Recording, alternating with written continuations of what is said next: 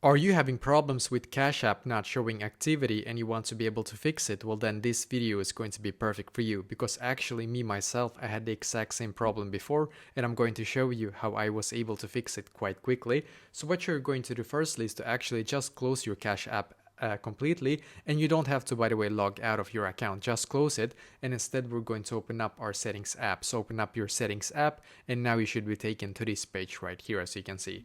Scroll down in here, and then you're going to click where it says general. So click on general, scroll down a little bit again, and click on storage in here.